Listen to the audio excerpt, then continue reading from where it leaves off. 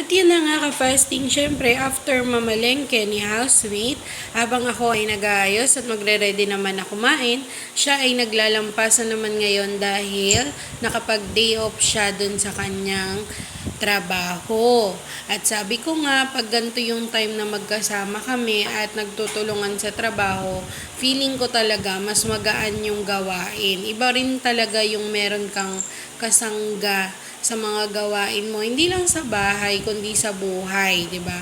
Mahirap talaga na sabihin na kaya ko mag-isa, kaya ko ganto, kaya ko to lahat. Iba pa din talaga yung part na merong tumutulong at merong katulong sa buhay, no? Hindi natin pwedeng sabihin kasi na malakas ako, kaya ko, wala akong sasanggahin, wala akong hindi kakayanin, ganon. Iba pa din talaga kasi 'di ba meron, sabihin natin merong mga tao na kumikilos mag-isa, hindi humihingi ng tulong, pero tandaan natin na kumikilos sila kasi meron silang inspirasyon. So ibig sabihin meron pa ring taong tumutulong sa kanila to go forward, to move up, to move on. Kaya wala talagang tao na nag-iisa.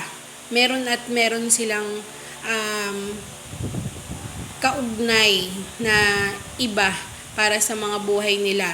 It's either physical, kagaya namin ni housemate na magkasama sa buhay, financially, sa mga taong tumutulong sa amin, emotionally, kasi meron kami mga inspirasyon na ginagamit para sa mga buhay-buhay namin. So, ganun, 'di ba? Walang mag-isa, lahat merong kasama sa buhay.